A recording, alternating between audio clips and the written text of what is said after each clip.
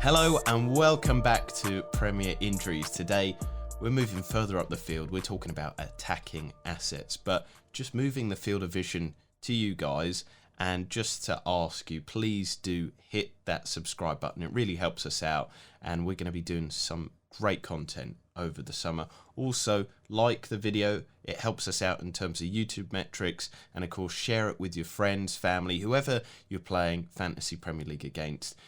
Or maybe you don't want to, but it just helps us out once again. But we're talking about attacking players here. So we've got strikers and midfielders. And this time of the season is always a really fun one. And there's some really good assets to talk about. So I actually want to start us off with in terms of expected points. So for people that don't know, in terms of Fantasy Football Hub, there's the expected points metric, which kind of projects who are going to be the best players towards the end of the season in terms of strikers and midfielders.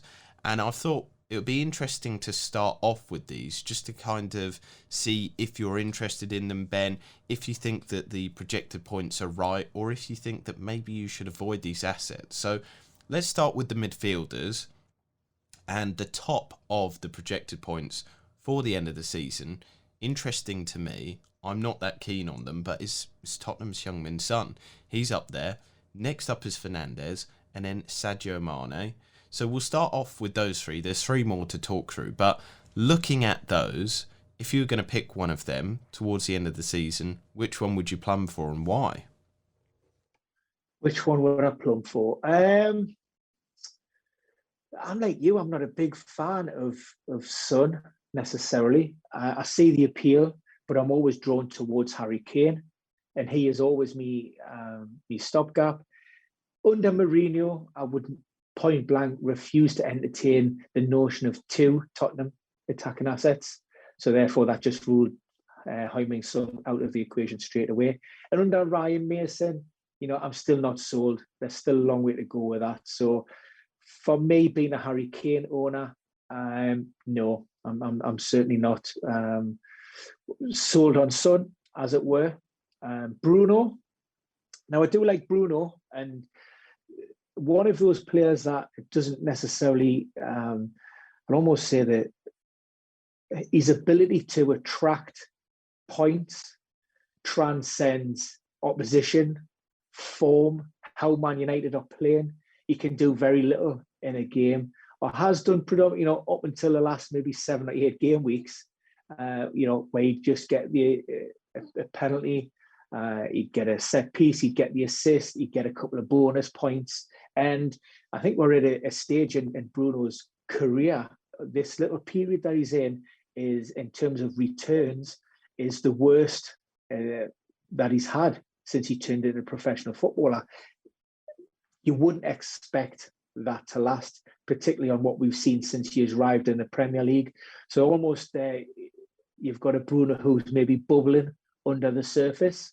Hopefully, it is still a little bit of a punt, but I prefer him over Son, and I also prefer him over Sadio Mane as well, despite the fact that we've both eulogized over Liverpool's chances of producing some big numbers in these remaining fixtures. But again, when I'm looking at Liverpool, my go-to would be Trent. I still like Salah. And then am I confident or happy enough to be splashing out, the types of money that you need to bring in? Mane, for me, my third attacking asset, if I was to go with Liverpool, I think I would happily take the budget option in terms of the Otta, on the understanding that maybe, he may not start every game, but I'm not too bothered if he gets benched or not, or blanked. Whereas with Mane, we've seen that, I think we touched upon it on the last podcast, Liverpool aren't converting chances as they once were. And, Roberto Firmino and Sadio Mane are the main culprits in maybe why Liverpool are in and around, that 6th, 7th place point in the league without, having already secured European qualification. They're just not, they've suffered that lull. I mean, Sadio Mane, it doesn't seem to matter what he does on the pitch, what he returns, how far he exceeds his XG, people still aren't ever totally convinced about his ability and what he brings, and focus sometimes maybe on the negatives. But, he's still an outstanding fantasy player. He delivers year on year. For me, it would have to be Bruno. But, it is still a little bit of a risky punt, and I'm not necessarily, hot on him, just a little bit warmer than the other two. Yeah, the interesting thing is I forgot to put Salah in there with Mane because I think they're kind of an equal discussion there. I would always plumb for Salah in terms of it. I'm not happy with owning Son if people were asking me to bring him in my side, but he does have that good fixture against Sheffield United this weekend. But then this is a Sheffield United side that, just surprised at the weekend, and they're probably a few of them playing for staying at the club. I think that, the new manager bounce also is having effect there. And Tottenham, they were very lucky against Southampton. They looked dreadful in that game against Man City. Ryan Mason hasn't ushered in some sort of turnaround at the club. They just seem to, I don't know, they're skating along once again. They're not producing amazing sort of good football. Son might come good in this game against Sheffield United, but unlike maybe some of the other teams that are really far down the league table, Sheffield United are losing games. They are, high on the XG conceded, but they're not losing like 4, 5, 6-0. They're not, like a Huddersfield or a Norwich, of seasons gone by. They're losing by 1 or 2-0. And can you see Son and Harry Kane scoring a load of goals in that game? I'm not sure. And then going on from that, do the fixtures really appeal to me that much? I'm not so certain. They do play Leeds, but they've kind of shored up at the back.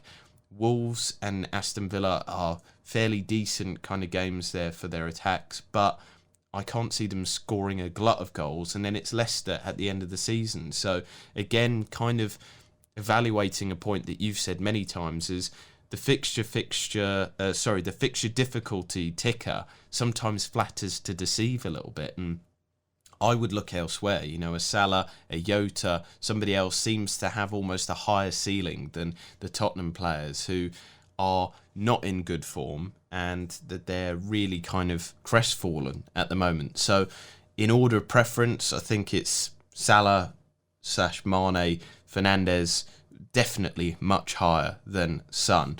The other three that are in that midfield for expected points are De Bruyne, Jota, and this one might be a swear word to you, Rashford, the guy that has kind of been a huge pain all season. I can see it in your eyes. I can feel your heart sink there of bloody Rashford. Looking at it though, Man City, their assets, I still don't trust in them. De Bruyne could be rested or taken off because their focus is really on the Champions League now. Jota, I think, is a good shout there. And Rashford, I don't trust in either because I think you can explain more better than me, Ben. He's carrying injuries. He's not 100%, and that is reflecting in his performances. He's not as good as he usually is. Yeah, I mean, he's not even training with the squad more often than not these days. A lot of his time's been spent away just gym-based activities, just doing cardio work, a lot of non-contact. Effectively, he's been brought in from the gym on the eve of the game, doing a little bit of tactical work with the squad, going out there, and by his own admission, by maybe 60, 70 minute marks, he's feeling the pain, he's feeling that discomfort within his foot, within his toe. And that's, in and around that sort of time frame is when he's been getting the hook. We seen against Leeds last week, I think he completed 90 minutes. That'll be his first time in a long while. But again, that's reflective of the fact of the importance of the game. Maybe as opposed, more so than the fact that Rashford was feeling good, because he isn't. And United's still involved in the latter stages of the Europa League as well. So we will see Rashford involved on Thursday evening, and that doesn't give him a lot of time to recover in between matches. So not only are you having a Rashford who is maybe only at 70% capacity and being able to deliver, but also if Manchester United take a 2-goal lead are looking pretty comfortable, then Rashford is one of those first players that Ollie's going to look to protect and bring off. So, that's a big worry. And unfortunately, we know my set and forget. I'm very much stuck with him for now. It's a decision that, I'm beginning to regret, shall I say. So the other one, say you've spoken well about Jota, you really fancy him. And De Bruyne, would you agree with me that he's just too risky at the moment? It's kind of not worth considering those three almost at all. Yeah, De Bruyne, City, Chelsea, Tuchel, Pep, they're all the same, aren't they? I mean, we're all talking about teams that heavily rotate. And again, it's one eye on the Champions League distractions. Manchester City, even worse than Chelsea in the league because the Premier League's almost done and dusted. I think if they win this weekend and results go their way with United, I think they will be crowned as champions. And by that, that just means it's going to make it even more difficult for us to try and predict that starting 11 because, all focus can shift elsewhere onto the Champions League. And if they get a good result against PSG, then you could see Pep quite easily make 9 changes from week to week, without much sort of bearing in terms of a downturn in strength. They are that strong, their squad. So, and De Bruyne, he's pivotal. He's a key asset, and he wants him for the big games. So again, even if he does start, he's going to be one of those players that Pep will look to protect at the first opportunity. So let's move our attention to the top strikers then for expected points. And, we're evaluating these with our own knowledge of data, but also kind of feelings on these fixtures. And Harry Kane is at the top, no surprise there, and I think he's a fine own towards the end of the season. Although maybe we can evaluate whether his injury might see a downturn in form. But we also have Barnford in there and Dominic Calvert-Lewin. So evaluating those first three there, what are your considerations for your squad in owning them? Harry Kane owner, and more than happy to do so. We know Harry is high recovery rates, recovers really, really well. Hopefully those issues with regards to his ankle problems are a thing of the past, certainly in the short term for those remaining games. We will wait to see. You're never going to get a true story of what's actually happening behind the scenes. So, whether he's still carrying that little bit of a niggle or whether something's playing on the back of his mind, we're never quite sure.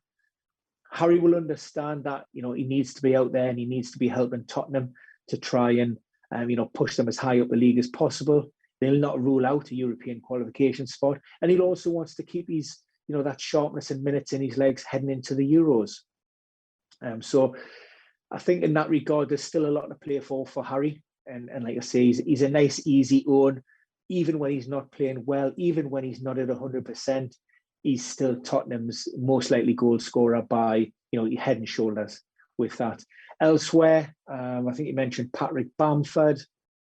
Went off the boil, hasn't he, in recent weeks? And I was never really a big fan anyway. Never, no. and even less so now. Although, he has had a great season in the top flight. Everybody had written him off. Everybody had written Leeds off unless they signed a top-class striker when they came up. And Bamford's delivered. He plays, he's utilised in an ideal role by Marcelo Bielsa. So he's going to get minutes. He's going to start. And he's at a price point where, again, he's worth a punt. I don't think, like you say, there's not too much not to like if you're keeping an open mind and you want an impartial bit of an overview of that. And who was your third striker? I can't remember who it was. So the third striker for you to consider was Dominic Calvert-Lewin. Yeah. Now I looked at both of the Everton attackers, and I plumbed for Richarlison just because he was more of a differential. I think you do save a little bit of money there as well, which I like. Calvert-Lewin's coming off the back again of just a niggling little muscular problem. And that's a slight concern and worry because, again, we're coming at the end of the season where players are fatigued Everton will be pushing hard. Ancelotti wants those results, and they've still got an outside chance of maybe getting some kind of European qualification spot as well. So that's good in terms of Calvert-Lewin being out there on the pitch and helping Everton. But maybe, like I say, just a slight question mark with regards to his recent injury and also the other problems that Everton have had in recent weeks. I think we've seen as many as 9 or 10 players in the Everton treatment room of late. And while a lot of those have come back into the fray and involved, it means that, they are at risk of potentially suffering setbacks. We've seen that with, there's a lot of muscular injuries. I think the Andre Gomez, the Alan, Decore's out more longer term. We've seen Calvert-Lewin, even Josh King, even for backup from the bench, has been absent in a recent game. So that is a slight worry from Everton's perspective. Yeah, and it also disrupts the continuity in that team. And I think they've never really continued that great form that they had from the start of the season. Now their attacks seem lethargic and sluggish, and DCL has almost been left out.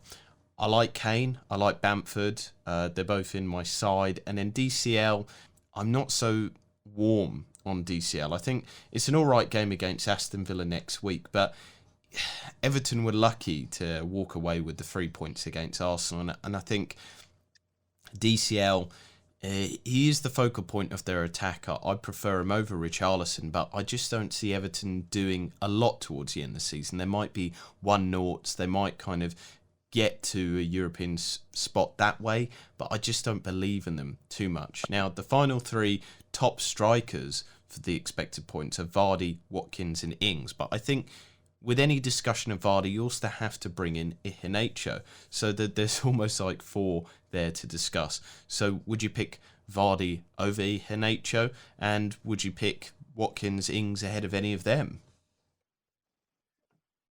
I'm going to rule Ings out of the equation straight away. 2 reasons. One, we've seen Danny Ings link off in the last game, and he's currently flagged as a major doubt heading into game week 34. So that's a slight worry. And if Nathan Redmond and maybe Adams can nail down those attacking spots, and then Hasselhüttl might just hold back on throwing Danny Ings straight back in there. And also Southampton haven't been great of late. Their form has been very patchy. It's a team I expected to kick back on, once they got players back from injury. It doesn't look as if that happened. Was it West Brom? I'm thinking West Brom who turned them over 3-0.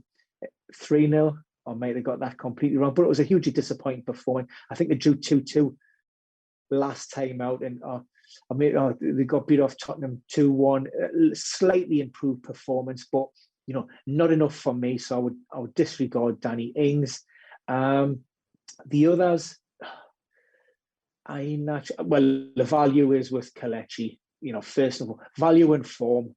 At that price point and what he's delivering, is it 14 and 14 now for Kelechi? So you're talking about a player who has earned his right within that team. He's earning his place, and he's a player who is finally looking like the striker that Leicester City paid in and around maybe 25 million for from Manchester City. So as much as I do like Jamie Vardy, I think I'll be happy going with Iheanacho in this case. He's more, not only is he delivering, but he's a good enabler as well. It allows you to splash a little bit more cash elsewhere in that team. So I think Kelechi over Vardy for me, because he's got the form and he just brings that extra little bit of value. And I think as well with the Watkins situation, I can't trust in Watkins without Grealish there. Watkins without his main creator, and we don't know if he's going to be managed, his minutes or whatever. So I think that clouds the opinion there. So Iheanacho, I think, is a great one at the moment to kind of have in there. So let's continue with the discussions here, and we're going to have a look at Newcastle, your boys. And the side actually has the best XG non-penalty over the last 6. I mean, I think that is quite shocking maybe to some people. They've been free-flowing. And the news gets better as well, I think, with the team as they're fully recovering from fitness, bolstered by Wilson coming back, ASM coming back, and Almiron. They're all playing more minutes now. They're all much fitter, and ASM himself has been a great kind of chance creator. The data is good. They have the most big chances created over the last 6, third most shots in the box, and also what I think is maybe a weird one to evaluate as, but they also have the second most big chances missed, just behind Liverpool. For me, that's almost a positive, because I would say that Wilson is much more clinical than Joe Linton or Gale or any of the other players that have been playing there. He's likely to put those big chances away, whereas others aren't. And so I think that is a big one there. So we were evaluating the top strikers there, DCL, Bamford, Vardy, Watkins, Ings, whatever. Would you consider maybe a Wilson ahead of some of these players? Because, yeah, Newcastle, looking at their games kind of coming up, there's a lot of reds in there. There's 2 nice greens towards the end of the season. But this is crazy part of the season. This is the craziest part of the craziest season on record. You could see them scoring a goal against Arsenal, for sure. Leicester, maybe not Man City, but for sure against Fulham and Sheffield United as well. I mean, is Wilson that much of a crazy punt? I don't think so. If you look at his contributions to Newcastle and how clinical he's been, he's on set pieces. You know, we're creating.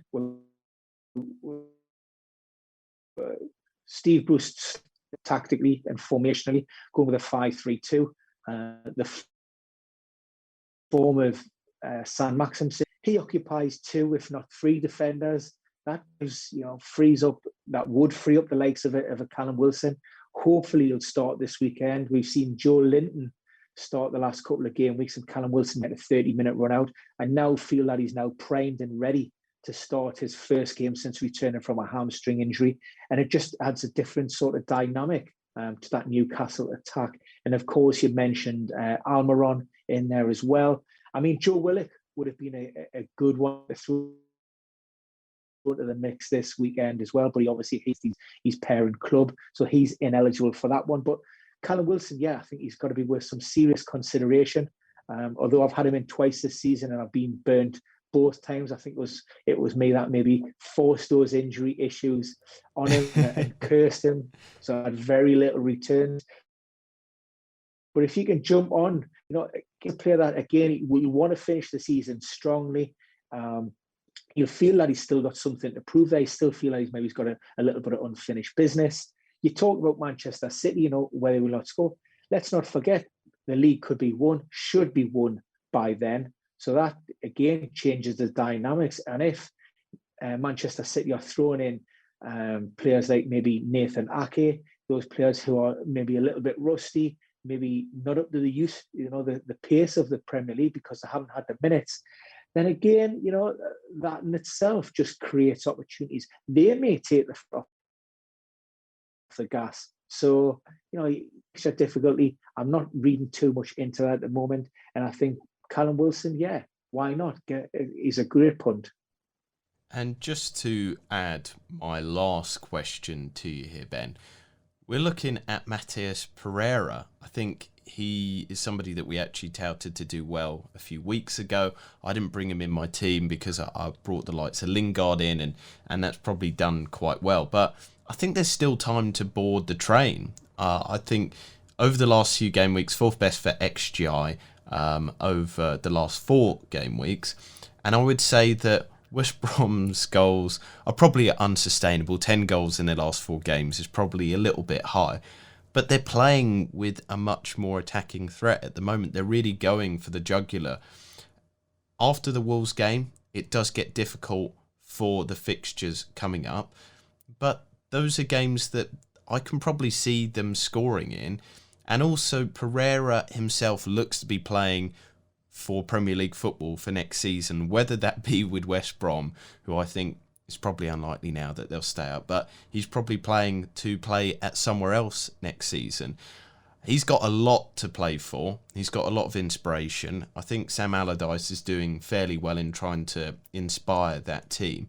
So, that's quite a maverick move there. There's a sea of red coming towards the end of the season, but as we've kind of evaluated a few times, defences aren't so good towards this end of the season mark.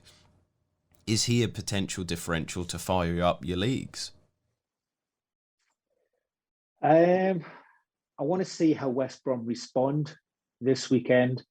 Up until 2 game weeks ago, we had that mini revival, back-to-back results, Chelsea, Southampton, and you thought, Sam Allardyce is going to do it again. Travelled to the King Power on the receiving end of a mauling, if the truth be told, though I never really at the races. Brendan Rodgers' side were brilliant, 3-0. And then, to go against Villa at Villa Park and to be going into that with, I think it was time added on before maybe Keenan Davis got a late equaliser.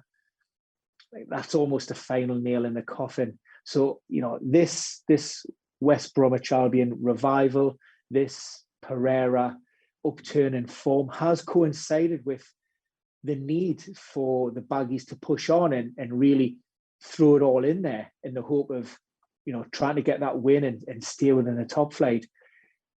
If results go their way this weekend, then I think Pereira is worth a shout. But, if it comes to the point where, they don't win or they're confined now to the second tier, does that almost just deflate the Baggies and, they revert back to the West Bromwich Albion team that we've seen, for the most part this season that have been pretty uninspiring? And yes, Pereira's got the ability, and yes, he can deliver at the highest level and could be a great asset for another Premier League team. But, it's not a one-man team, and he still needs to go out, he still needs the support of, those 9 other outfield players in and around him being able to, as enablers to help him produce. So I would maybe bide my time one more game with just to see how the Baggies do this weekend. And if it went against them, then I think I would be avoiding all of those assets. I'm on Dianya myself, and I do like Dianya, but he's maybe somebody that I maybe lean more towards because, he's on loan down at the Hawthorns, and he might be thinking, well, actually, what it is? I like playing in England. I want to play in the Premier League, and I'm in the shop window. And if I can impress on loan, then maybe that opens up the possibility of a move elsewhere. So that is all the attacking assets that we've got time for today. Once again, just remember to like, share and subscribe to the channel so that you can keep up to date with our great content here. Make sure to check out yesterday's defensive assets video as well. There's some good discussions in there, some differentials as always, because this is differential Dinnery and he's just really good at picking them out. He's done a few this season, some absolutely huge ones. But yes, as we get towards the end of this season, you have to stay subscribed as well, because we've got some great content coming up in the summer as well. So this isn't a short-term punt. This is for a long-term gain in your FPL teams. But for now, I'm going to say goodbye and just hand it over to Ben to sign us out. Yeah, cheers, Jason. Another great podcast. Really enjoy those. So that's attacking assets done. If you haven't seen it, check out our defensive assets. And we will be posting other suggestions and hints, and check out our timelines through social media. I know Jay likes to throw out the odd stat to back up some of our picks. And good luck. We'll also be doing a lot to do with Fan Team as well. They've got another monster weekend. So I think I'm on the back of maybe hoping to cash in for the 3rd time in a row. So really looking forward to that. But yeah, guys, thanks for watching. Appreciate you subscribing. Keep all your notifications switched on so you get to hear from us first. And we see you all again very soon.